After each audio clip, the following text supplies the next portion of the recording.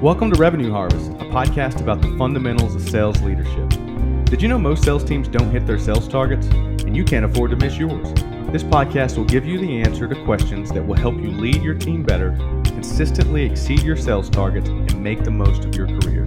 I'm your host, Nigel Green, and the whole idea behind these conversations is to learn from people who can make you a better sales leader. Let's get started. Alice, welcome to the podcast. How are you?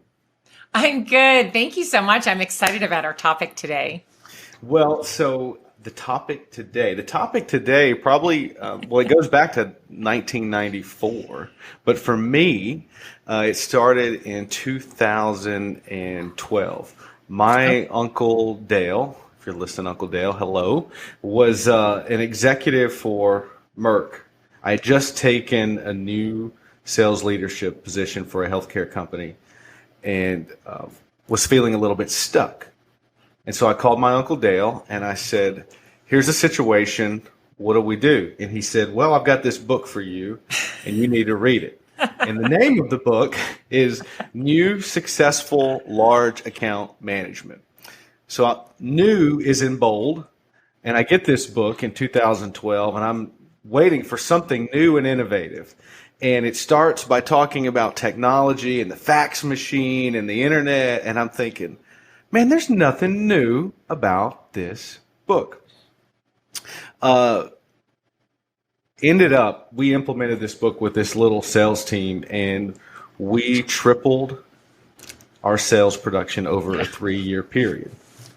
You know something about this book and may even have a special connection to the book. So why don't you tell us a little bit about your history with the author in this book and introduce us to Alice. Yeah, well, I think you're referring to what we fondly called LAMP when I was with Miller Heiman, the large account management process. My dad, as many of you know, is Steve Heiman. He and his partner, Bob Miller, started Miller Heiman back in the 70s when I was just a young thing. And they successfully trained thousands and thousands of salespeople to do a better job positioning themselves to close sales opportunities. And once they've closed them, to manage their largest accounts in a way that helps them become more of a partner with those accounts and develop them into loyal customers who will, stay with them for life and brag about them to others to bring in more. So I do have that background of understanding these processes that really help salespeople make their customers extremely happy. So, I've been doing that for over 20 years. Well, and now your practice has evolved to working with founders and CEOs. And last time you and I chatted, it seems that even in this world of new technology and in the virtual selling, the problems that business owners face really hasn't changed. It's get a customer, keep a customer, grow a customer. And so right. Where I wanted to take the conversation today is that the old Nigel that read this in 2012 and said, oh, this is antiquated and outdated, says now this Nigel says, no, I'm here to tell you there's nothing new. Fast forward a decade later, it's 2021. Right. Nobody's going to an office. Nobody is calling on any customer, yet we still have companies that we work with that have antiquated territory models. And what do you say about that? Well, I'm really struggling right now because everybody's talking about virtual selling. Really, good selling is good selling. The same set of skills apply. The same type of customer focused process that you should have been doing all along applies. However, I think the only difference is like when the fax machine first came out, we didn't know how to use it. Now there isn't even such a thing as a fax machine. They're gone, right? I mean, I think there are still some companies that use them, but it's very rare. So we have now virtual selling. It's just good selling, but you've got to use a camera. And what people don't seem to know how to do is how to get people to want to turn on their cameras, how to get get them engaged on the camera, how to use their face and their voice and their hands the same way they would in person.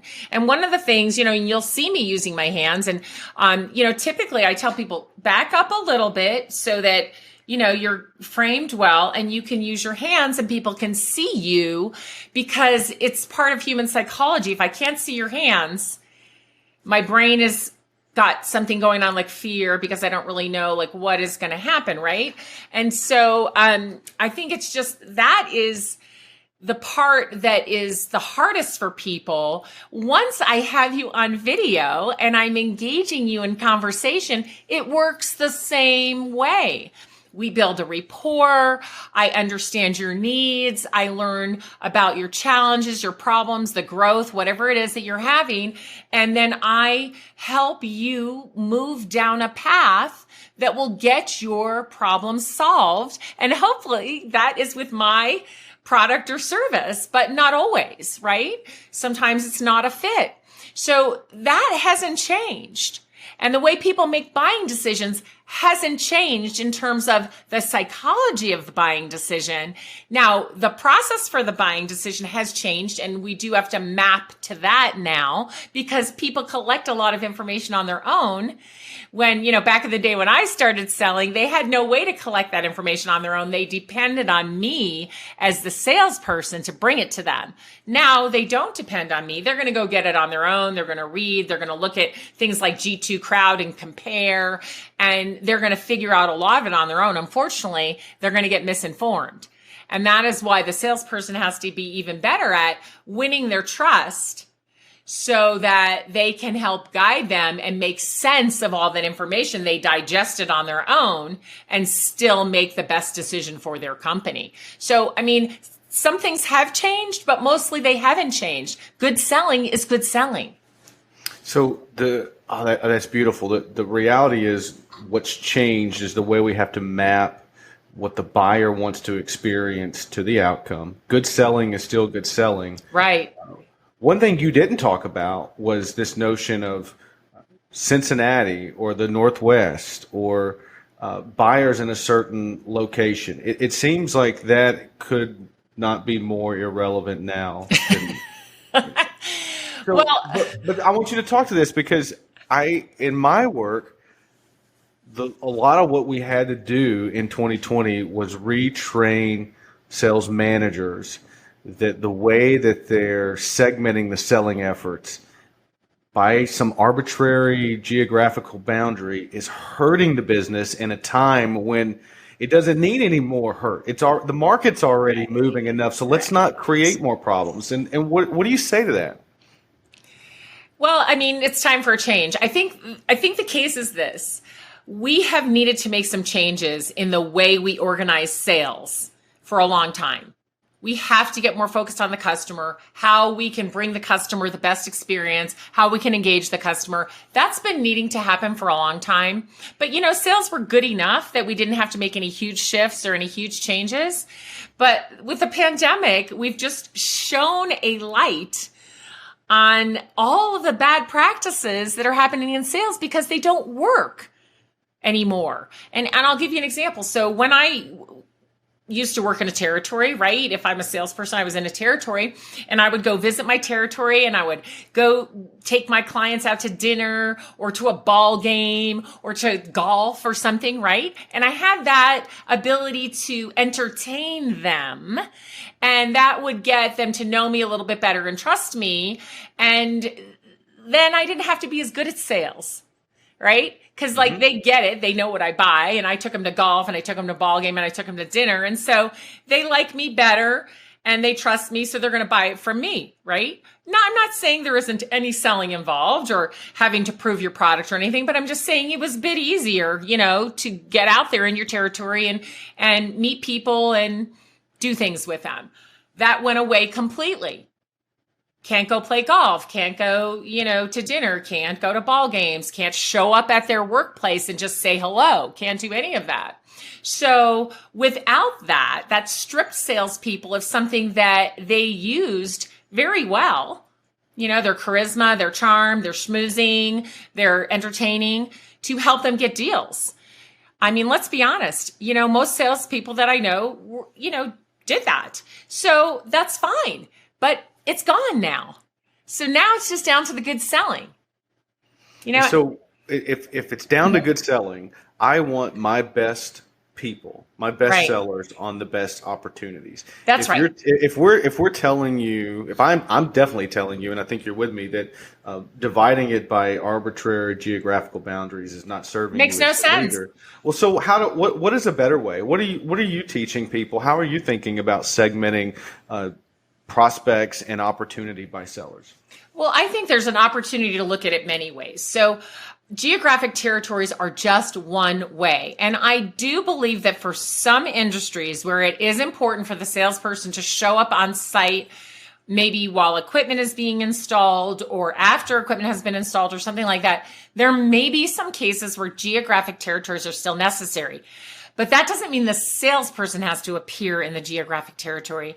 There could be a customer success person, a sales engineer, some other type of subject matter expert that could go and do the kind of thing that would need to be done feet on the ground, right? An implementation team. An implementation type of thing where, yes, someone should show up. Absolutely. I'm not saying they shouldn't, but is that the best use of the salesperson's time, right?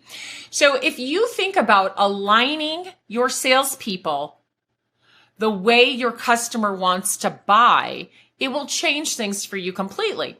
So we can do it a lot of different ways. And some of these ways are in play right now. We could do it by verticals, right? So it doesn't matter where you are geographically.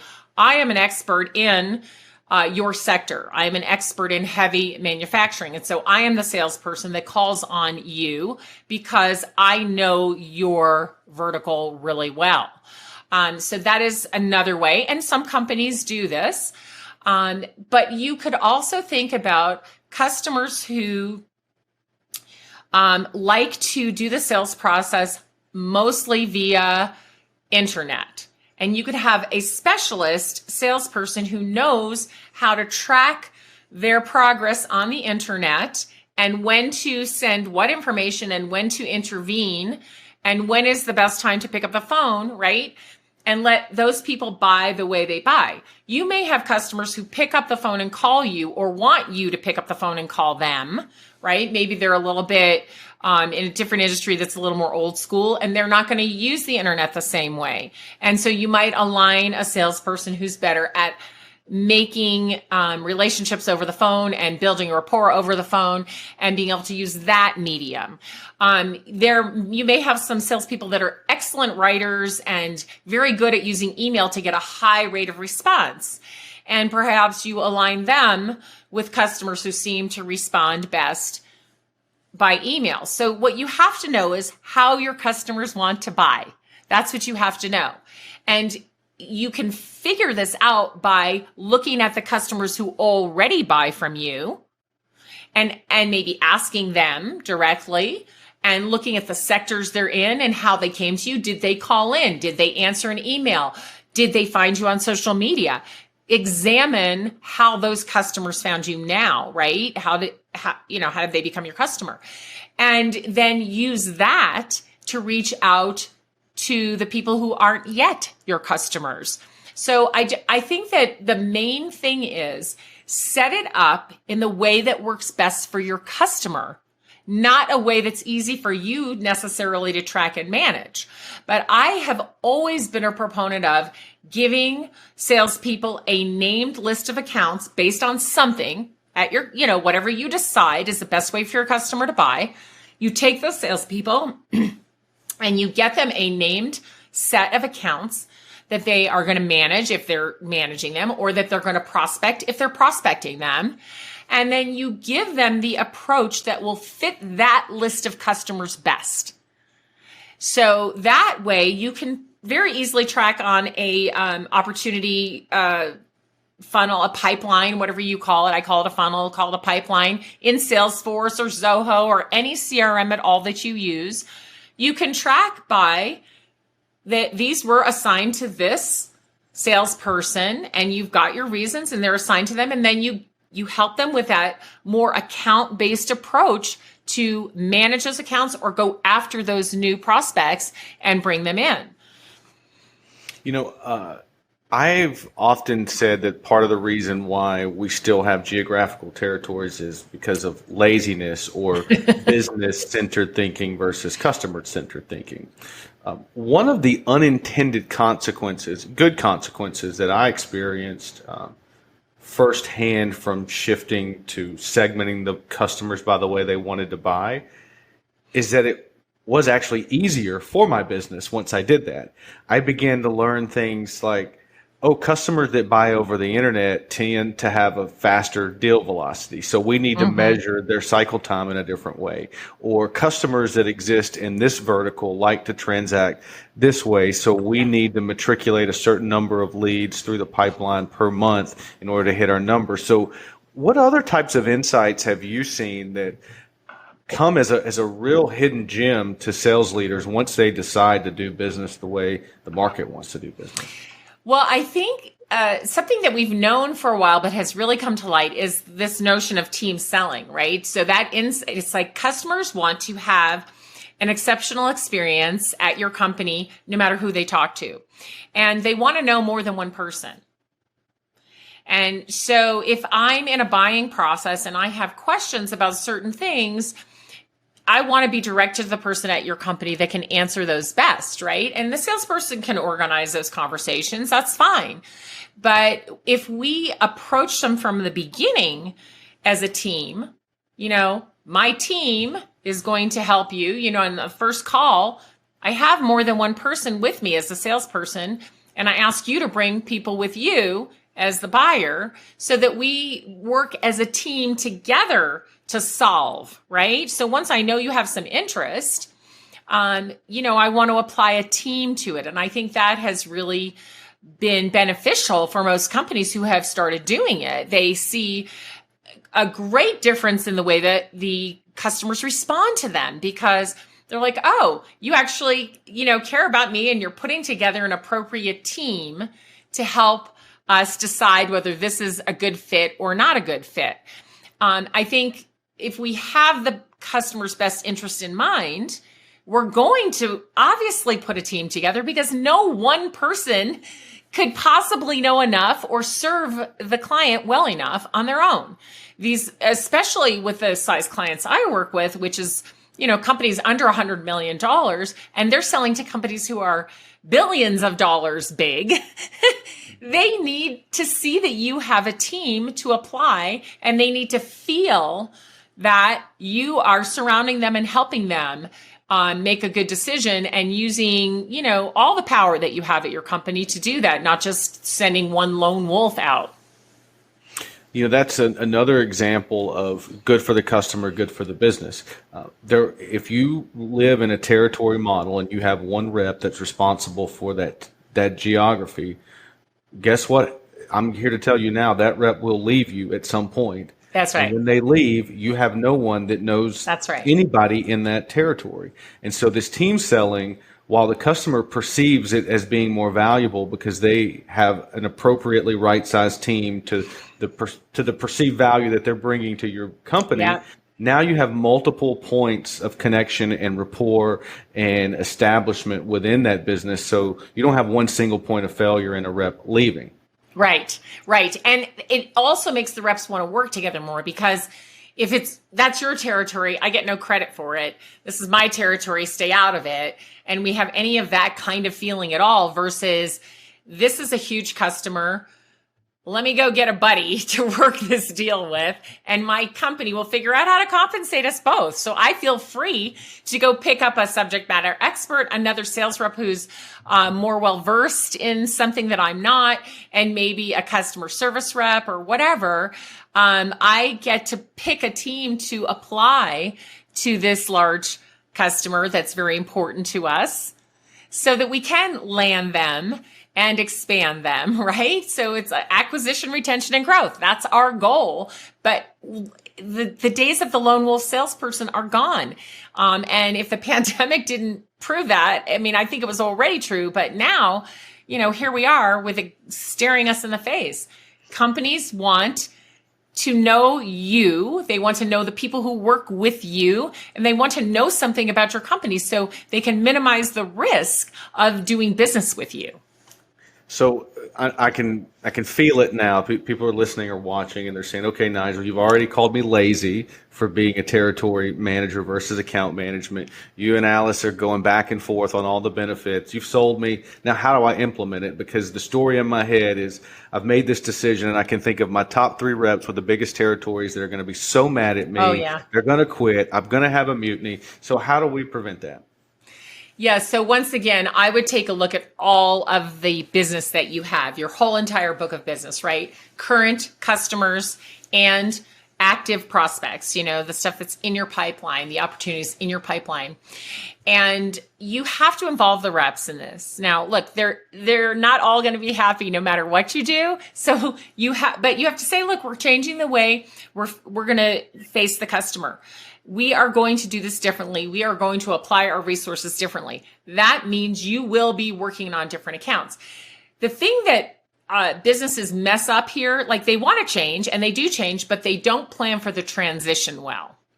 So if you are going to do this kind of restructure around the customer, you do have to plan for the transition period, which means that you will have multiple people working on something together to transition it. And that is going to put some extra work on people's plates. So what we have to think about is how can we go from where we are today to where we want to be as smoothly as possible, making it better for the customer, not just more upheaval. So we first take a look at our entire book of business. We take a look at our current customers who buy from us and can continue to buy from us. And I shore that up first, right? What are we looking for when we do that, Alice? What are we looking for when we're doing that audit of the business? Well, what I'd like to do is rate and rank, right? So first of all, the opportunities that are there can't be forgotten. You have to keep working them towards close. But the current accounts that are already buying, I like to rank them and rate them. So it's like I rank them by something like the ones who buy the most. That's the easiest way to rank them, right? I rank them by what they spend. Okay. But then I want to rate them also because just because they spend the most doesn't mean they're the best customer or that they have the most potential to buy more. So I have to have 2 considerations, right? This is who buys the most now, rank them, and then rate them based on something. You might rate them on 2 different criteria. One is how much we like doing business with them and how, or how ideal they are of a fit to our customer profile.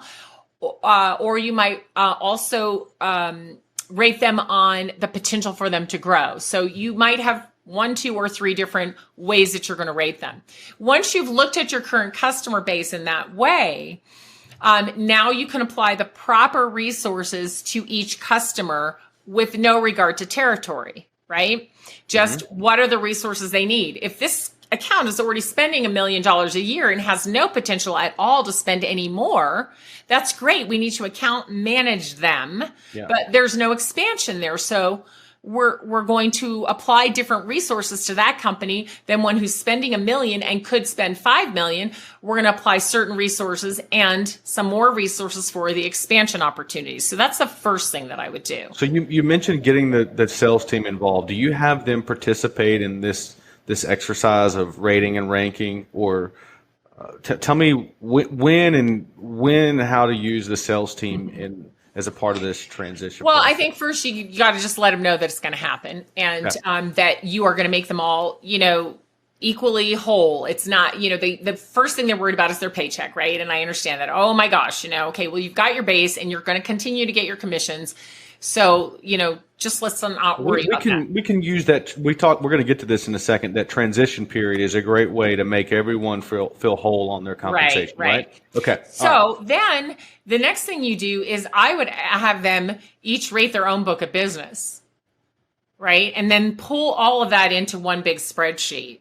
So I'm as a lead, I'm going to set the criteria and then divide it amongst them for them to rate and rank based on the criteria. Okay. And we'll aggregate that. Okay. Yeah. And you may pull 1 or 2 people from your team to say, here's the way I think we should rate this. Do you all agree? Yes. You don't want to get too many people involved, because then it gets a little crazy. But your sales leaders for sure should be involved in what criteria. First, the first thing is we're just going to rank them by how much they spend. Okay, good. We all agree. Second thing is we're going to rate them on their how much growth potential they have.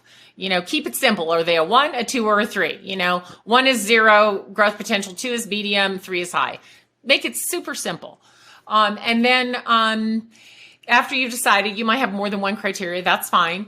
Then you are going to take the top rated, ranked first, then the top rated, and you're going to say, what would be the best way to approach each of these? So I'd say go with your top 50 first, right? Because then the rest, that's most of your money anyway. Yep.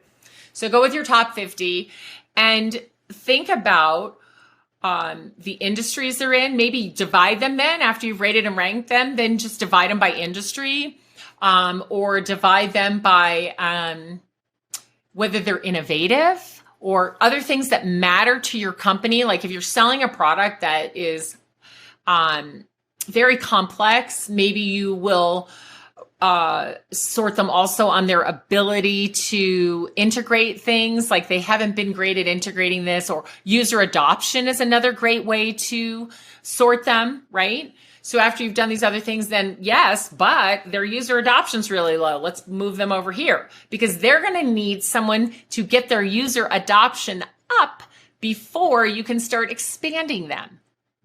Yeah, you're paying for 100 seats, you're only using 50, but I'd like to sell you 100 more. No, that doesn't make sense. So you've got it. So then when you say, okay, all of these companies over here really have expansion potential, but their user engagement is low. User adoption is low, something like that. And now then- set the salespeople on those that know how to work with a team and get the user engagement up while they're building relationships, and then have a plan later on to expand them. Let them go do that.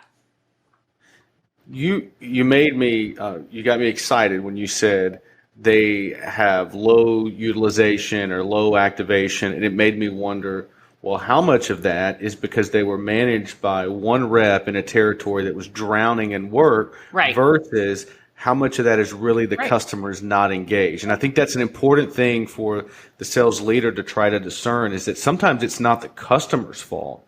It's the rep's fault. Well, your fault, because you gave the rep so much business that they couldn't possibly go in and get more percentage of wallet or sell additional products, because they're just Absolutely. trying to keep up with the work that's coming through. Right.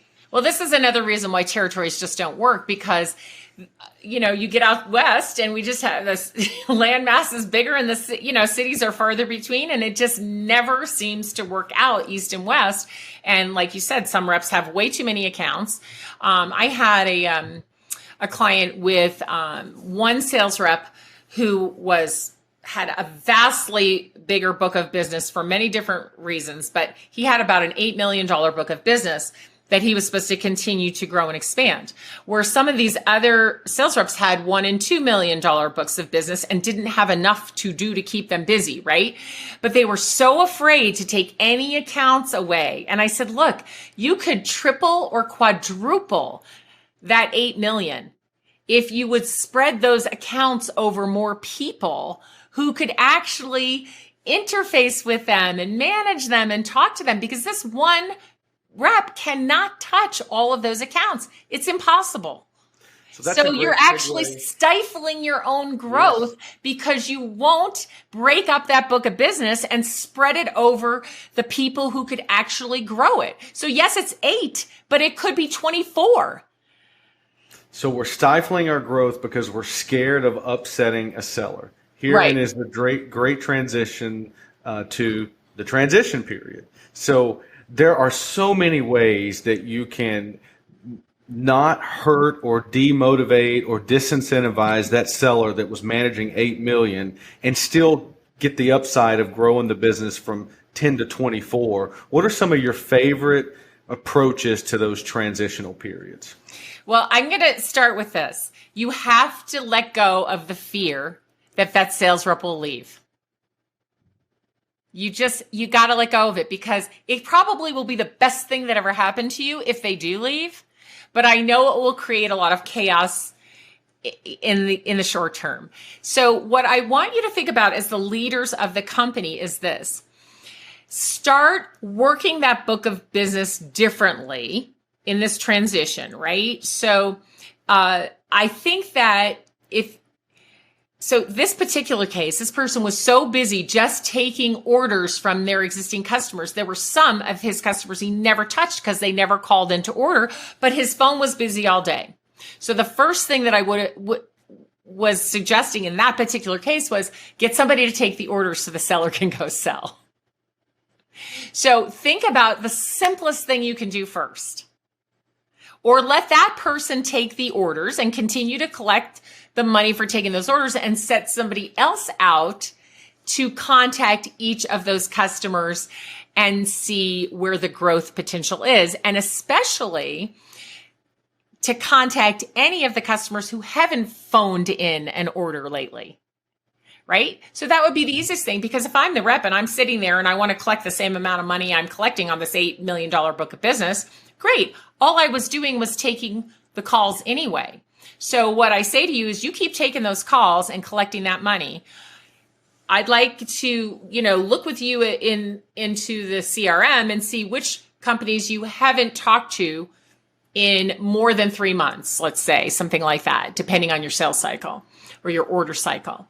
I'm going to take all of these and I'm going to divide them between these people, and I'm going to have them call, proactively and see if there's any more growth, right?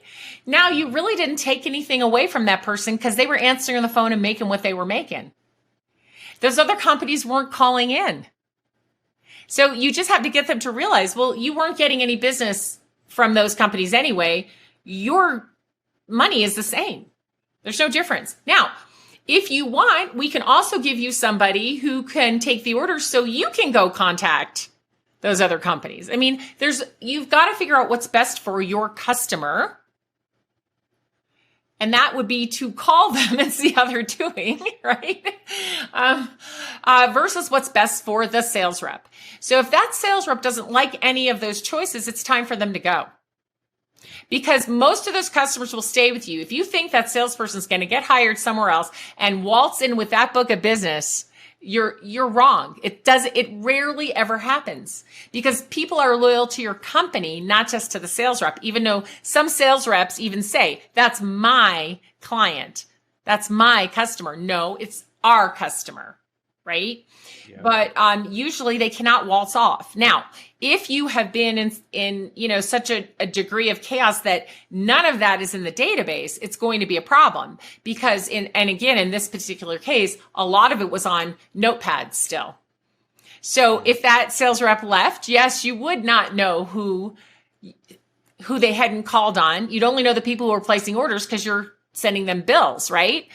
You'd have to go back in history of billing to find out who all the other customers are. So, there's a lot of issues around this kind of transition. Number one is get everybody to use the CRM first.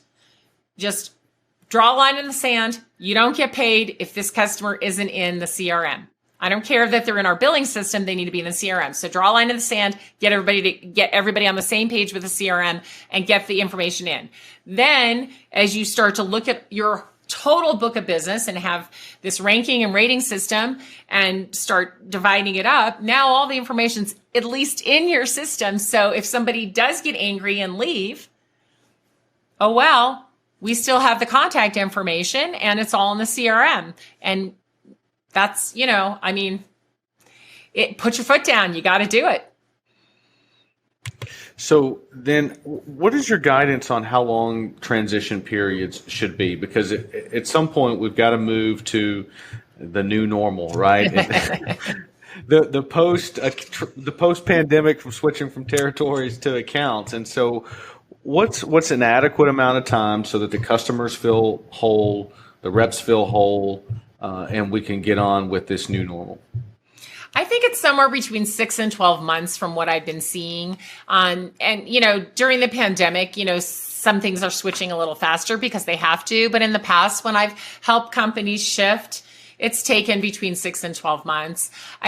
People need to finish up what they're working on if they're working on a project with with a company, and we need adequate time for the customer to feel secure.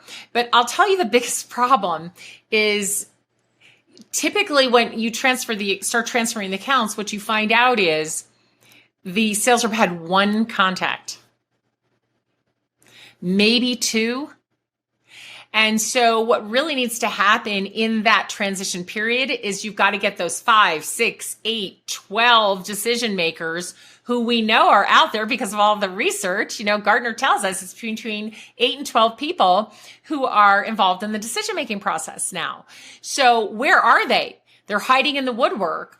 Part of that transition has to be finding all of them and getting them comfortable knowing who they're going to be talking to and who's going to be keeping in touch with them, versus the sales rep who, again, was doing the company an injustice because they would just talk to those 1 or 2 people and that was it.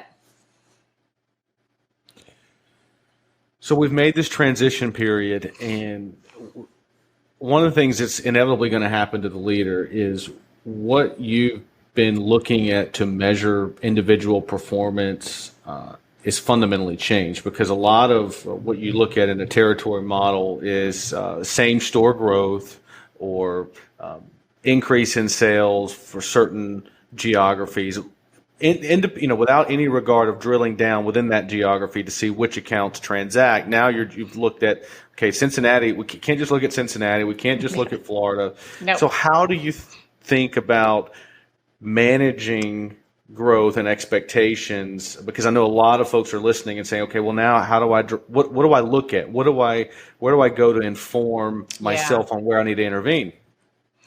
So we definitely have to measure things differently. And when you're transitioning, the first thing that you want to look at is the organization of the account. So if I'm transferring an account, what we want to look at is the relationships first. So, past history, what have they purchased? Of course, all of that, but the relationships, right? Okay. So I'm going to measure based on the number of relationships you have at that company. Now, if it's a fairly small company with, one of our smaller accounts, maybe there's only 100 people in the whole company and there's 5 leaders, I would expect you to have relationships with all 5 of those leaders. So if you have relationships with one, by a month from now, I want you to have relationships with all 5.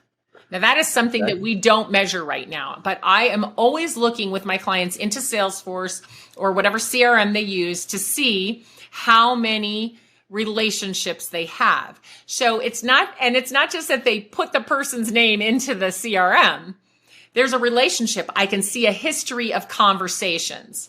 So first I want to measure, one, how many people we have relationships with. And that depends on the size of the company, of course, and what would be appropriate. And 2, the conversations. So I am measuring conversations. I see that there are 5 key buying influences in this account, or there are 12 key buying influences in this account, and that you have conversations going on with 6 of them or 3 of them.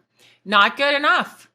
Why not conversations with all 12? Well, there may be reasons, because there's always some buying influences that you're never going to have a conversation with. But what about your VP of sales? What about your subject matter expert? Could they be having a conversation with them?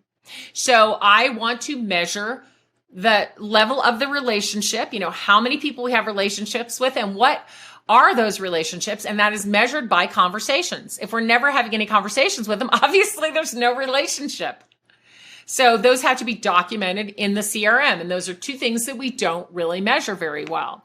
Now, obviously, the more embedded I am, the more people I know and the more conversations I have, the less likely I am to be surprised by them going with another vendor.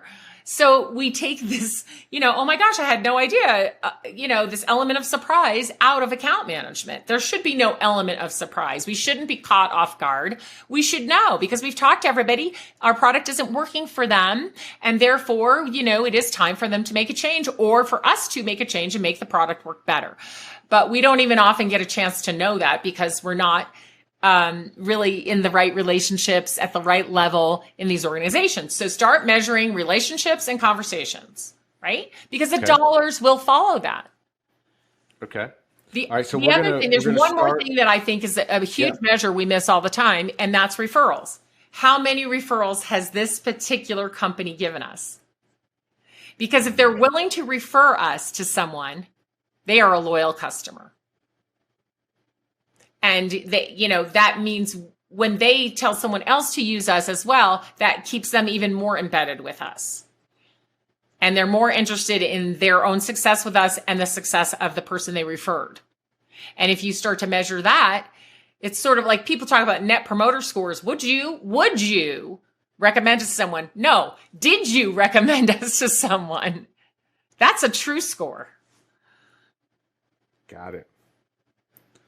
All right. And then so referrals, number of relationships, and how do you think about comparing reps against each other? Because there's always this element of scoreboard. And I think that what the territory model does is it can sometimes mislead a leader to think that a good performer is a bad performer just because they don't have enough opportunity, right? Or that $8 million performer was the hero when in fact they just got spoon fed a lunch. And they're actually holding you back. Holding you back. So now, what role does the scoreboard, the leaderboard play in a level playing field of account management? Well, I think if it's a true level playing field, then you can just put up the revenue numbers and have that comparison. There's never going to be a true level playing field, though, because no two accounts are created equal, right? So even though I may divvy up the accounts a certain way, it still may be that, one of the ways I've divvied them up is you have 100 mid-size accounts and you have 12 huge, large accounts, right? So your book of business has this much potential, and I think I've made it so they're equal, but they're not. Because I've got 100 and I've got to deal with 100. You've only got to deal with 12. Yes, they're bigger and there's more buying influences, but it's just not equal. So I do think that if you do level the playing field a little bit the way we're talking about, you can look at the revenue number and in the end, right?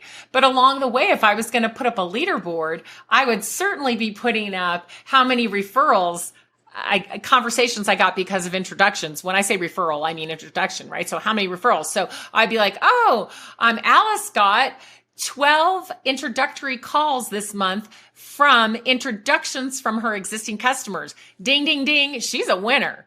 That's good news, because when I transfer the credibility, right, the customer transfers the credibility and says, Alice is really terrific. You should talk to her. That means something, and you're going to have a higher level conversation from the get-go, right? So those 12 conversations that I had because I was introduced mean something.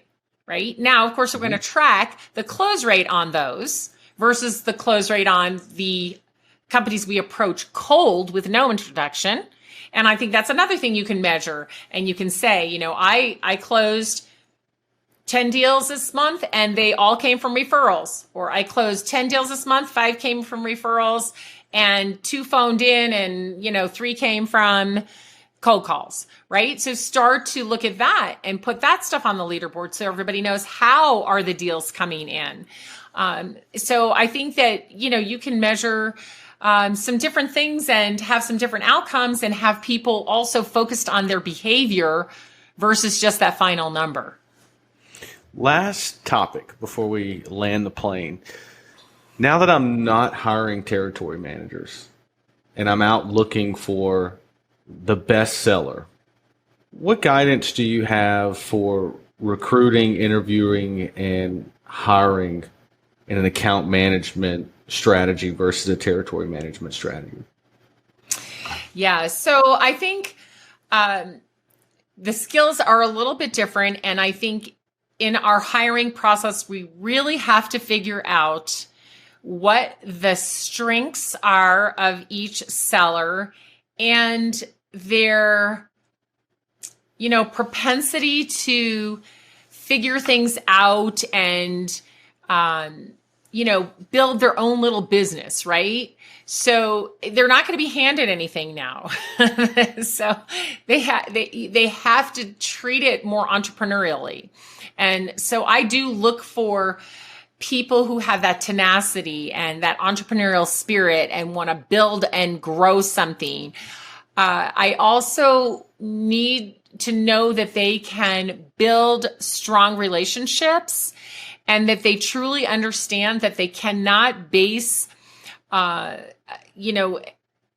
sales opportunity on one or two people. It has to be, that they understand there are 8 to 12 people involved if it's a really big deal, but there's usually more than two, that's for sure, right? I mean, in a complex sale, I realize that in some other sales, there may only be two, but the point is find all the buying influences, not just some of them. And even if you never get to talk to them, right? So I want to know that they know how to infiltrate an account and find all of the right people and then figure out the message that matters. So when I talk to salespeople, I want to ask them about what messages they use to get the attention of a prospect who's never done business or to retain the attention of a customer who they want to continue to do business with. What is that messaging? What matters? So I want to ask them to tell me what messaging they use now in their current job, and also how they engage and how they interact with these people and how often. But I really need to understand that they know how to craft a message that matters so that they can continue having conversations. So I'll want to even see some of the emails, show me a typical email that you send that gets a high response rate. Tell me what you say on a cold call that gets you a good response rate. Tell me, how you've been able to book meetings with prospects. Tell me what your first discovery meeting looks like and who you usually have on there. So I want real specifics about the way they're doing things so I can understand how they're going to approach the customers and prospects we have. That line of questioning is going to scare away anyone that is a professional visitor. Right. They don't want that job because they have deer in the headlights of, well, that sounds like a 4-letter word that starts with W, work. Yeah. So, well, good. So, if you want more on this, I cover this briefly in my book, Revenue Harvest, and I've worked with Alice to expand that section of the book of account management versus territory management to give you a step-by-step how to change your business away from that antiquated territory model, put a little gas on your sales engine, and go to the account management model. Alice, if someone wants to connect with you, how can they find you? Oh, it's pretty easy to find me on social media if you spell my name right. It's Alice Heiman, Heiman. But I'd love for you to connect with me on LinkedIn and tell me that you saw me here on Nigel's podcast, please, so that I will accept your request instantly. And of course, you can go to aliceheiman.com as well. Thank you so much, Alice. Music from this episode is from my good buddy Justin Adams. You can listen to Justin's music at Spotify or Apple Music. Thank you, Justin, for the music, and thank you for checking out another episode of The Revenue Harvest.